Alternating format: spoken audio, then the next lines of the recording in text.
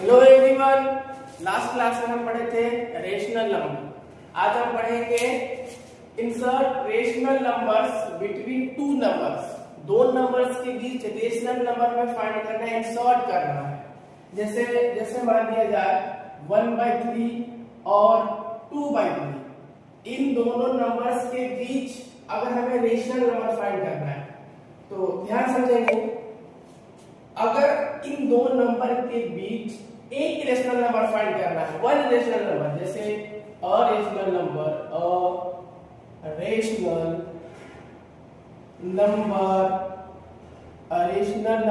Between A and B.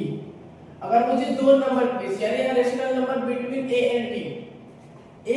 And B के बीच अगर एक रेशनल नंबर फाइंड करना है तो वो एक रेशनल नंबर होता है a प्लस b बाय 2। दो रेशनल नंबर के बीच अगर वन रेशनल नंबर फाइंड करने के लिए कहेगा अपने को, अब वन रेशनल नंबर फाइंड करने के लिए तो उसका एक फार्मूला होता है, rational number between a and b। इसका a एंड b का जो एक रेशनल नंबर होगा वो होगा a प्लस b बाय 2। जैसे इसको समझेंगे, ये a है ये b है, तो इन दोनों के बीच अगर हमें एक रेशनल नंबर फाइंड करना है तो मैं करूंगा 1/3 प्लस 2/3/2। मींस क्या, ये आ जाएगा आपका 3/3/2 3/6। 3 2 जा 6, ये 2 पर चला जाएगा, ये 2 से इसके साथ मल्टीप्लाई हो जाएगा, तो ये आ जाएगा 1/2। एक रेशनल नंबर फाइंड हो गया। अब अगर हमसे एग्जाम में पूछा जाएगा, कि दो रेशनल नंबर के बीच एक रेशनल नंबर आप फाइंड करेंगे, ठीक। अगर हमसे पूछा जाएगा कि कोई भी दो नंबर के बीच जैसे फाइंड 5 रेशनल नंबर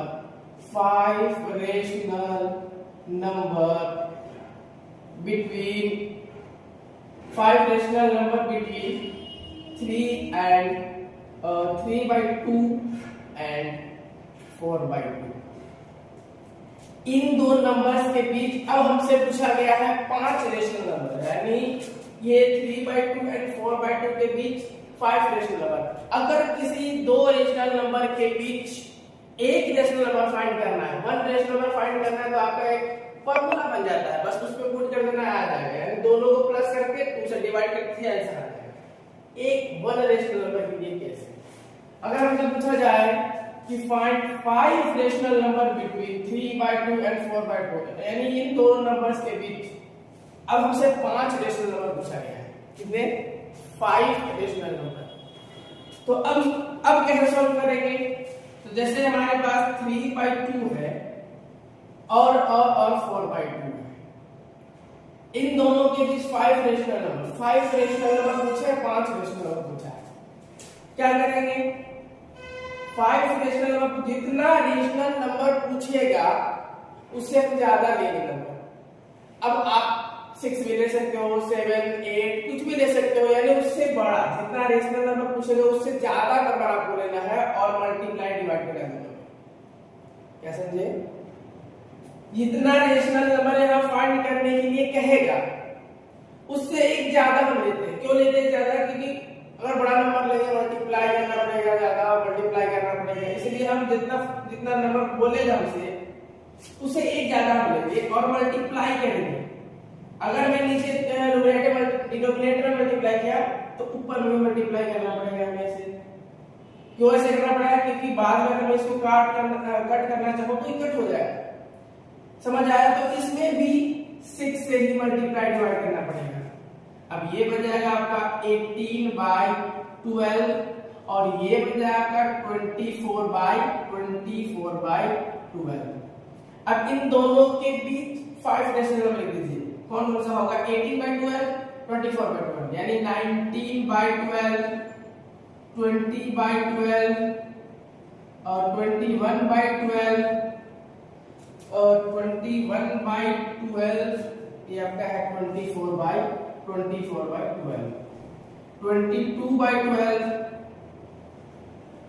23/12। तो ये जो नंबर है, ये आपका 5 रेशनल नंबर मिल गया। समझ आया क्या? कैसे किए? हमसे पूछा जाए, अगर हमसे पूछा जाए कि किसी भी दो रेशनल नंबर के बीच वन रेशनल नंबर फाइंड करना है, तो वन रेशनल नंबर फाइंड करने के लिए एक फार्मूला होता है। कौन सा? Rational number between A and B. A and B के बीच एक रेशनल नंबर फाइंड करना है, तो ये होता है a + b/2 one rational number. जैसा एग्जांपल देखिए, दोनों को प्लस करके 2 से मैंने डिवाइड किया तो 1/2 रेशनल नंबर आ गया। ओके, अब हमसे पूछा गया कि find 5 rational number between 3/2 and 4/2, 5 rational number. तो 5 रेशनल नंबर पूछा गया, उससे हम 11 नंबर लेंगे। अब देखिए इसका जो वैल्यू आएगा फिक्स नहीं आएगा, कोई और किसी और का कुछ आंसर आएगा। जैसे 5 रेशनल नंबर बोला गया है, तो हमने 6 से मल्टीप्लाई किया, कोई 7 से किया, कोई 8 से किया, है ना। तो जितना रेशनल नंबर पूछा जाएगा उससे ज्यादा आपको नंबर लेना है, मल्टीप्लाई डिवाइड करना है, रेशनल नंबर फाइंड हो जाएगा। ओके, अब अगले टॉपिक पे आते हैं हम। नेक्स्ट टॉपिक तो थोड़ा मिटा दे। नेक्स्ट टॉपिक आपका है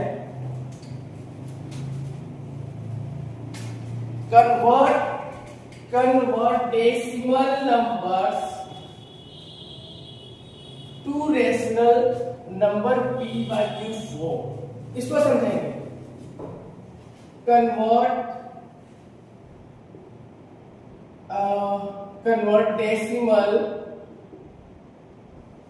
decimal number to a rational number p/q form। Next topic convert decimal number. अब डेसिमल नंबर को p/q फॉर्म में कन्वर्ट करना है, डेसिमल नंबर को p/q के फॉर्म में कन्वर्ट करना है। तो जैसे अपने पास 2.3 है और 0.5 है, ये दो नंबर है, ये डेसिमल नंबर से। अगर इसको p/q के फॉर्म में कन्वर्ट करना है तो बहुत इजी है ये। आप डेसिमल हटाओगे और डेसिमल के बाद जितने डिजिट है उनका 0 लगा दो, यानी डेसिमल के बाद 1 डिजिट 10, तो ये p/q के फॉर्म में कन्वर्ट हो गया। इसमें कोई काम करना है, डेसिमल हटाना है आपको, डेसिमल को रिमूव करेंगे तो डेसिमल के बाद 1 डिजिट है तो 1 0 लगा दो, हो गया 5/10। p/q के फॉर्म में हम कन्वर्ट कर दिए। अब अगर हमसे पूछा जाएगा कि एक्सप्रेस, इसको ध्यान से समझेंगे, एक्सप्रेस 0.3 के ऊपर ये बार है इन the form of p/q। Decimal number तो ये सब है 2.3, 0.5 और इस टाइप के जो डेसिमल नंबर है इसको बहुत इजी वे में हम लोग p/q के फॉर्म में कन्वर्ट करते हैं। डेसिमल हटाना है और डेसिमल के बाद जितने डिजिट है उनका 0 लगा देना डिनोमिनेटर में, p/q का फॉर्म हो गया। लेकिन अब जो क्वेश्चन आप देख रहे हैं 0.3 के ऊपर बार लगा हुआ है, मतलब अभी जो 3 है ना, ये 3 है, ये बार रिपीट हो रहा है। मतलब बार का मतलब क्या, अगर मैं इस 3 के ऊपर से बार को हटाऊंगा तो 3 बार रिपीट होगा। इसको समझने के लिए आपको कुछ बात को बहुत ध्यान से सुनना होगा और समझना होगा, नोट करना होगा उसको। क्या आप यहां पे देखेंगे थोड़ा कुछ कि डेसिमल के जो बार है ना, मैं यहाँ पे कुछ लिख रहा हूं, ध्यान से समझेंगे, हिंदी में लिखेंगे। बार यानी बार हमेशा डेसिमल के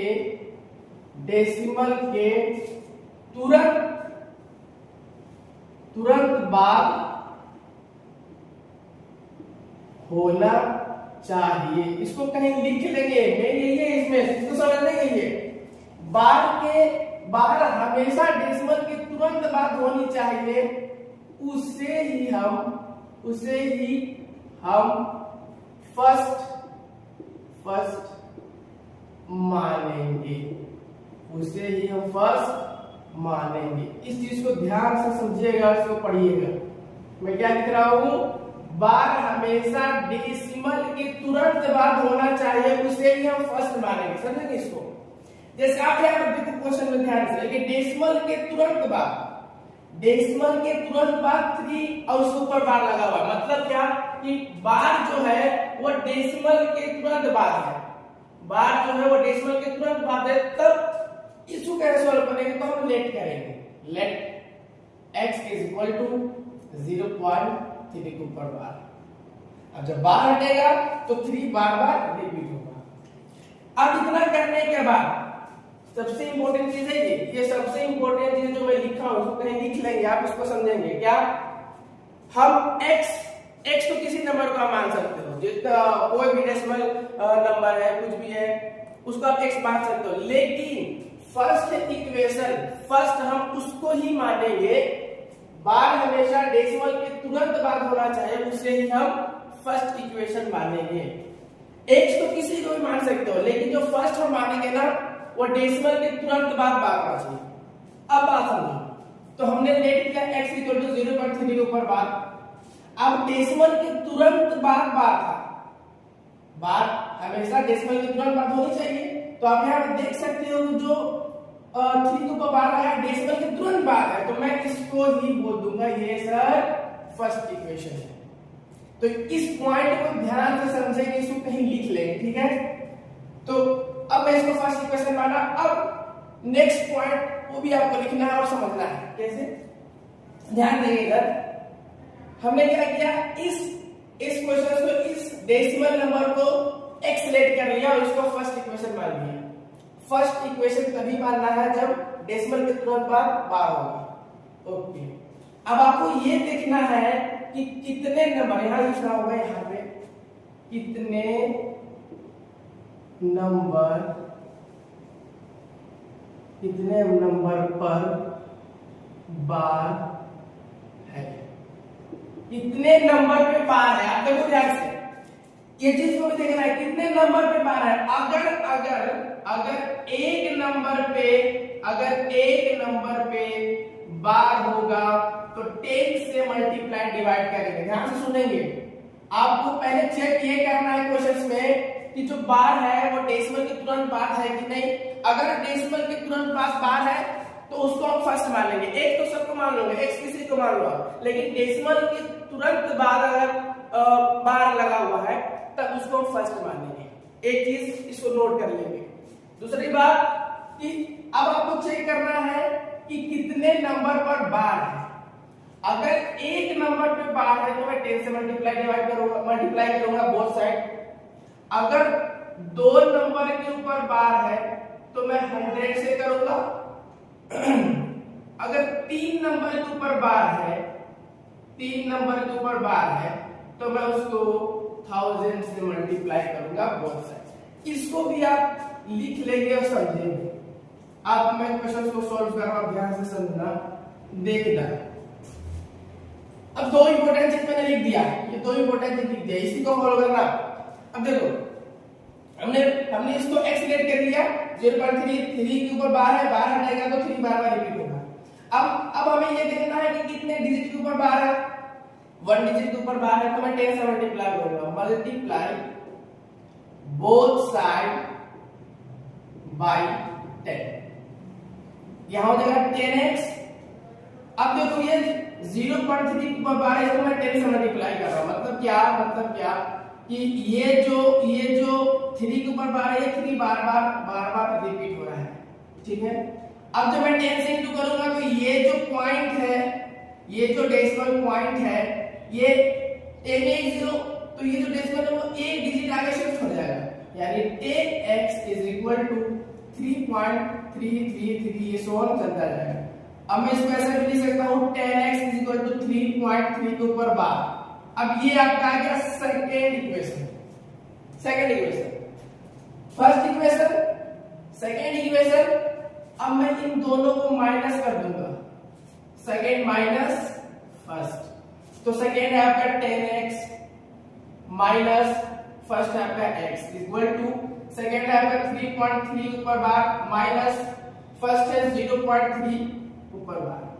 माइनस कर दो 10x में से 1x गया 9x बचा।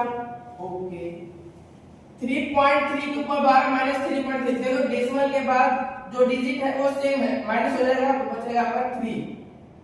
ठीक तो x इज इक्वल टू 9 3 के साथ जाएगा डिवाइड हो जाएगा यानी 1/3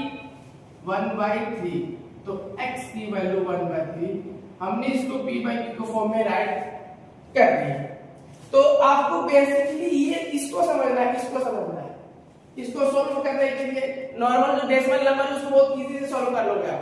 डेसिमल हटाओगे जितना डेसिमल के बाद जितना नंबर होगा उतना जीरो हम नीचे लगा दोगे p by q का फॉर्म हो गया। मेन आपको ये सॉल्व करना है एग्जाम में इस टाइप के क्वेश्चन पूछे जाएंगे यानी 0.3 के ऊपर। अच्छा एक और क्वेश्चन देख लेते हैं एक और देख लेते हैं फिर नेक्स्ट टॉपिक पे बात करते हैं। एक और देख लेते हैं इसको मैं मिटा रहा हूं इसको आप नोट कर लेंगे जो बगल में लिखा हुआ है इसको नोट कर लेंगे आप और इसी को फॉलो करेंगे देखेंगे। जैसे एक और क्वेश्चन सॉल्व कर लेंगे। मान लीजिए बोला है कि एक्सप्रेस 0.247 और 47 के ऊपर बार इसको आप p by q के फॉर्म में राइट करो। अब आपको क्वेश्चंस में देखना है कि क्या डेसिमल के तुरंत बाद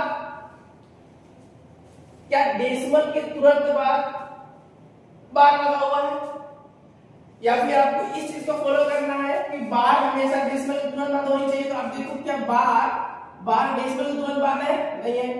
डेसिमल के बाद 2 है उसके बाद 4 7 है 4 से ऊपर बार लगा हुआ है। अब कैसे सॉल्व करेंगे इसको ध्यान समझिए। देखो हमने बताया था कि x आप किसी को ले सकते हो लेकिन फर्स्ट उसी को लेना है।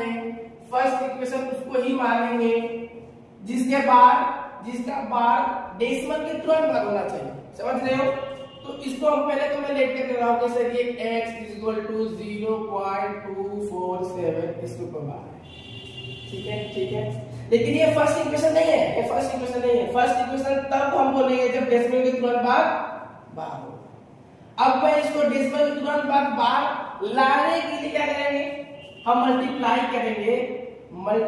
करेंगे बोथ साइड बाय n क्योंकि मैंने 10 से मल्टीप्लाई ध्यान से करो यहां पे हो जाएगा 10x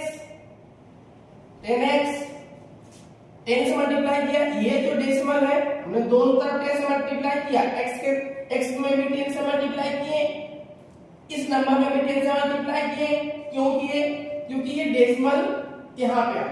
अब ये डेसिमल अगर यहां आ गया तो आप देख सकते हो कि डेसिमल के बाद वो नंबर है जो रिपीट हो रहा है यानी उसमें बार लगा हुआ है। अब जब ये मिल जाएगा तो इसी को हम फर्स्ट मान लेंगे। क्लियर है देखते हैं सॉल्व करते हैं। देखिए फोकस करिए यहाँ पे 0.247 10 से मल्टीप्लाई कर रहे हैं तो ये डेसिमल जो है ये एक डिजिट आगे शिफ्ट हो जाएगा क्योंकि 10 में 1 0 है तो ये डेसिमल एक डिजिट आगे शिफ्ट हो जाएगा। ये बन जाएगा 2.47 ये रिपीट हो जाएगा। अब अगर बार हटाएंगे अगर हम बार को हटाते हैं तो ये बार रिपीट होगा 47 मींस ऐसे लिख सकते हैं 47 ये सॉल्व चलता जाएगा। इतना करने के बाद ये जो आया अब इसी को मैं बोलूंगा फर्स्ट इक्वेशन। क्यों डेसिमल के तुरंत बाद बात किया इसको मैं फर्स्ट इक्वेशन बोल दूंगा। इसके अकॉर्डिंग अब बात करते हैं कि डेसिमल कितने डिजिट के ऊपर है। इंपॉर्टेंट ये है कि इतना करने के बाद अब आपको चेक कर रहा है कि बार कितने डिजिट के ऊपर है। तो आप देख रहे हो बार यहाँ पे 2 डिजिट के ऊपर। अगर 2 नंबर के ऊपर बार है तो हम 100 से मल्टीप्लाई करेंगे बोथ साइड। तो अब मैं करूंगा फिर से मल्टीप्लाई बोथ साइड बाय 100। ये इसको जब इसको मल्टीप्लाई करेंगे 10x में तो ये हो जाएगा आपका 1000x। ओके अब ये जो डेसिमल है ना 100 से जब मल्टीप्लाई कर रहे हैं 100 से जब मल्टीप्लाई करेंगे तो ये डेसिमल जीरो, 100 में 2 जीरो।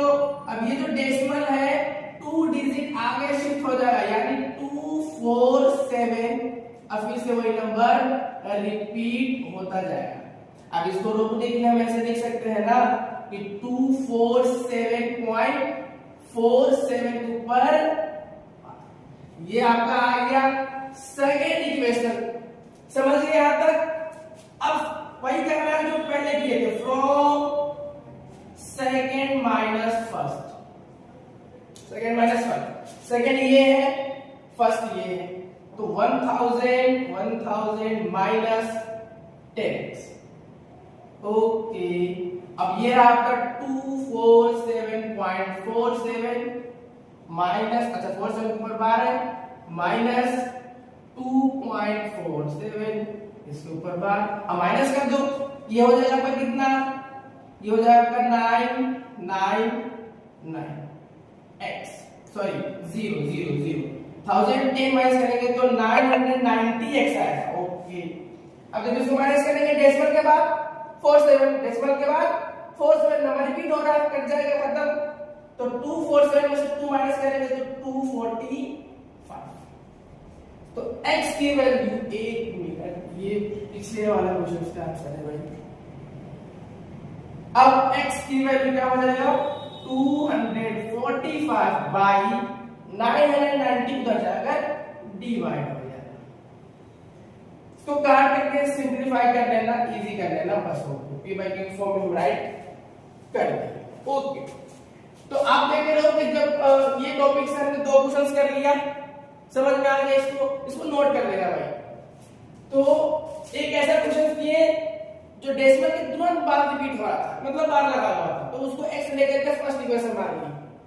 अब इस क्वेश्चन में ध्यान से देखो, डेसिमल के तुरंत बाद बार नहीं था, एक नंबर था 2474747, तो हमने क्या किया, 10 से मल्टीप्लाई किया इसको। अभी इक्वेशन नहीं बना फर्स्ट, अभी मैंने लेट किया केवल x equal to this number, उसके बाद 10 से मल्टीप्लाई करके ये पॉइंट को आगे शिफ्ट कर दिया 47। अब यहां पर देखो, डेसिमल के तुरंत बाद वही नंबर है जो रिपीट हो रहा है। अब इसको मैंने फर्स्ट इक्वेशन बोल दिया। इसके बाद आपको चेक करना है क्या, इसके बाद चेक करना है कि 12 कितने डिजिट के ऊपर है, 2 डिजिट ऊपर बार है। अगर 2 के बाद 2 को ऊपर बार है तो 100 से मल्टीप्लाई करेंगे, 100 से मैंने मल्टीप्लाई किया, ये हो गया 1000x, और ये जो डेसिमल था ये 2 डिजिट आगे शिफ्ट हो जाएगा क्योंकि 100 में 2 जीरो, तो ये बन गया 247.47474747 चलता जाएगा। फिर सेकंड इक्वेशन मिल गया, फर्स्ट मिल गया, दोनों को हमने माइनस कर दिया, तो आगे 990x इज इक्वल टू 245, तो x की वैल्यू 245 बाई 995 से डिवाइड हो जाएगा, काटने से सॉल्व करना। ओके, अब बात करते हैं, इससे पहले वीडियो जो है उसमें रेशनल नंबर पढ़े थे, और रेशनल नंबर के बीच 1 rational number, 2 rational number, 3 rational number इस वीडियो में हमने पढ़ा। और हमने ये भी पढ़ा डेसिमल नंबर को p बाई q के फॉर्म में कैसे कन्वर्ट करते हैं, ये भी अभी हमने पढ़ा। अब जो टॉपिक है ना, जो मैं उसको रोका हुआ था, इरेशनल नंबर, उसको अपने लैंग्वेज में समझते हैं आगे।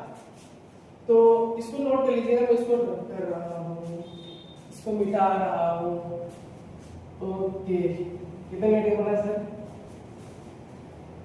24।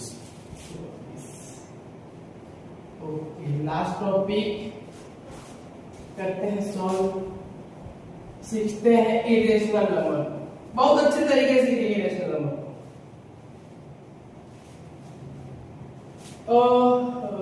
इरेशनल नंबर, इरेशनल नंबर, आइए इसको समझते हैं। पहले ना इसकी 2 डेफिनेशन में लिख रहा हूं, और उसके बाद फिर अपने लैंग्वेज में इसको एकदम इजी से, जितना इजी से हो सकता है मैं बताऊंगा कि इरेशनल नंबर कौन है और क्या क्या है। बहुत आसान से सीख जाओगे, तुरंत सीख जाओगे इरेशनल नंबर। पहले तो इसका कुछ डेफिनेशन लिख लेते हैं कि a number is an irrational number. A number is an irrational number if it has a non-terminating and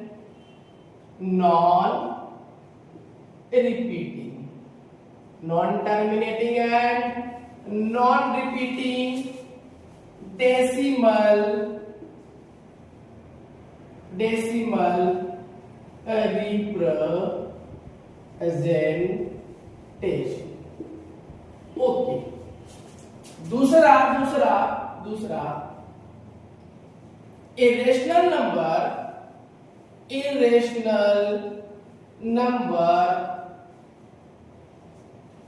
cannot be written in the form of p by q, where q never be equal to 0 and q belongs to integer. अब इसको समझेंगे ध्यान से, पहले क्या बोला है?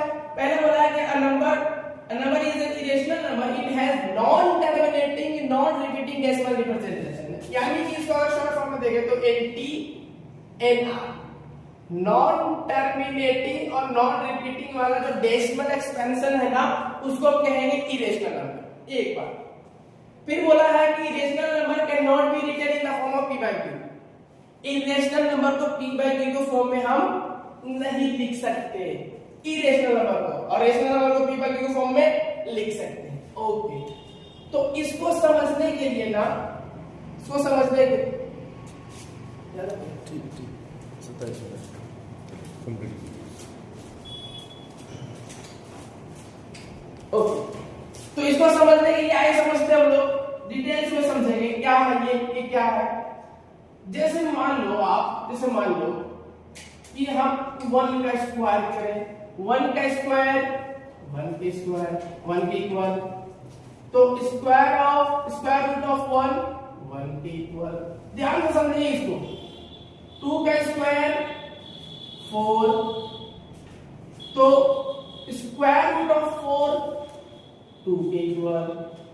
3 का स्क्वायर हम करेंगे तो ये आएगा 9, और square root of 9 equal to 3. 4 का square 16, square root of 16 equal to 4. अब इसको देखो ध्यान से इसको देखिएगा. 1 का स्क्वायर 1, 2 का स्क्वायर 4, 3 का स्क्वायर 9, 4 का square 16. Square root of 1, square root of 4 2, square root of 9 3, square root of 16 4. पता है ये जो नंबर्स है ना, जिसको आप देख रहे हो 1 4 9 16 25, ये सारे नंबर परफेक्ट स्क्वायर. क्या बोले हमने? जितने भी 1 4 9 16, ध्यान से समझिए, यहाँ पे फोकस नहीं करना है. 1 4 9 16, ये जो नंबर्स आपको दिख रहे हैं ये सब परफेक्ट स्क्वायर है. अब कोई आपसे पूछे इरेशनल नंबर क्या, तो आप बस इतना बताओ कि irrational number equal to root n. अब n क्या है? n is not a perfect square. n perfect square नहीं है. n is not a perfect square. बस आपको इतने बताना है irrational number root over n ये होता है. n क्या होता है? n होता है नॉट अ परफेक्ट स्क्वायर. और आप यहाँ पे देख रहे हो रूट 1 रूट 4 रूट 9 रूट 16, ये सब नंबर्स ना परफेक्ट स्क्वायर है. आओ और डिटेल्स में समझें. देखो 1 और 4 के बीच में, भाई ध्यान से, 1 और 4 के बीच में जो नंबर है, जैसे रूट 2 हो गया, रूट 3 हो गया, ये सब है इरेशनल नंबर. ये नॉट अ परफेक्ट स्क्वायर, ये परफेक्ट स्क्वायर नहीं है, ये सब परफेक्ट स्क्वायर है। अब देख लो 1 परफेक्ट, 4 परफेक्ट, 9 परफेक्ट स्क्वायर है, 16 ऐसे ही, 25 ऐसे ही, 64 ऐसे ही, 81 ये सब परफेक्ट है। तो नॉन परफेक्ट क्या है सर? नॉन परफेक्ट क्या है? इनके बीच के नंबर्स। अब जैसे आप देखो √4, √9 इनके बीच में है √5, इनके बीच में नंबर है √6, इनके बीच में नंबर है √7 और इन्हीं के बीच में नंबर है √8। तो ये सब मेरे भाई, ये सब जो नंबर्स है ना, ये है इरेशनल नंबर, ये परफेक्ट स्क्वायर नहीं है। तो कोई पूछेगा इरेशनल क्या है, आप बोलो बस ये बोलो कि √n क्या है? Not a perfect square. अब परफेक्ट स्क्वायर आप देख रहे हो यहाँ पे, तो ये सारी चीजें क्या है? इरेशनल नंबर जो √2 है, √3 है, √5 है, √6 है, ये सब इरेशनल नंबर है। तो एग्जांपल अगर हम दें, तो एग्जांपल अगर इरेशनल नंबर का हम दें तो √2 हो गया, √3 हो गया, √5 हो गया, √7 हो गया, ऐसे। और पाई जो है ना, पाई यहाँ देखो, ये जो पाई है ये भी एक इरेशनल नंबर है। अब मेरा सवाल ये है, जैसे मैं आपसे पूछा पाई इक्वल टू 22/7, पाई की वैल्यू मान लो 27 है, पाई की वैल्यू 22/7 है, तो सर 22/7 की पाई की फॉर्म में तो है ना, तो पाई कैसे इरेशनल नंबर हो गया? पाई की वैल्यू 22/7 और ये p by q के फॉर्म में है और q नॉट इक्वल टू 0 है, q नॉट इक्वल टू 0 है, तब तो 22/7 ये तो रेशनल हो गया। तो मैं कह रहा हूं कि पाई का वैल्यू 22/7 नहीं है, पाई की वैल्यू 22/7 नहीं होता।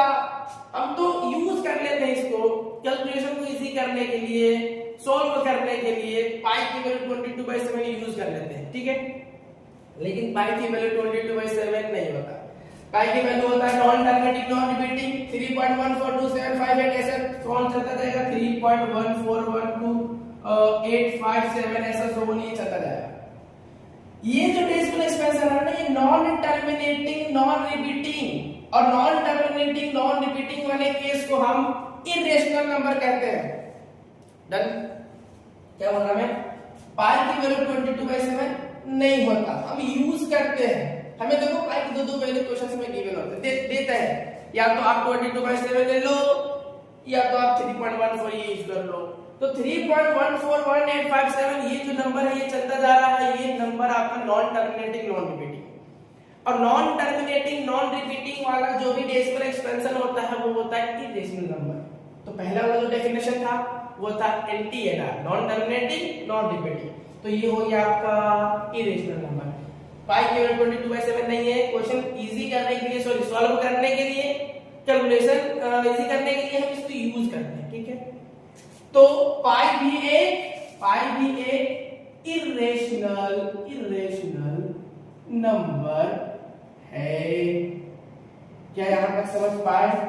आज की क्लास में क्या क्या पढ़े हम लोग ये पढ़े कि insert rational number between two number, कोई भी दो नंबर के बीच अगर मुझे रेशनल नंबर इंसर्ट करना है, जैसे 1 रेशनल नंबर फाइंड करना है तो उसका एक फार्मूला होता है, कौन सा? Rational number between a and b का रेशनल नंबर एक रेशनल नंबर होता है a + b/2, ठीक है। अगर वहीं पे क्वेश्चन से पूछ ले कि दो रेशनल नंबर के बीच आप मेरे को बता दो 5 रेशनल नंबर, मेरे को बता दो 6 रेशनल नंबर, 7 रेशनल नंबर, तो जितना रेशनल नंबर हमसे पूछेगा ना उससे आप एक ज्यादा लेना। देखो ले सकते हो, बहुत ले सकते हो, जितना नंबर पूछेगा उससे ज्यादा ले सकते हो आप, लेकिन एक लोगे छोटा नंबर रहेगा, कैलकुलेशन करोगे, मल्टीप्लाई करोगे, इजी हो जाएगा। ओके, फिर हमने क्या पढ़ा कि convert decimal number two rational number. Decimal number को हमने रेशनल नंबर में कन्वर्ट करना सीखा। वो नंबर जो डेसिमल के बाद रिपीट हो रहे हैं, वो नंबर जो डेसिमल के बाद रिपीट नहीं हो रहे हैं, दोनों नंबर हमने सीखा। अब फिर हमने सीखा कि रेशनल नंबर क्या होता है, पूरी डिटेल्स में आप देख सकते हो। तो ये आज का टॉपिक ये था। अब फिर मिलते हैं कल की वीडियो में, तब तक के लिए बाय बाय।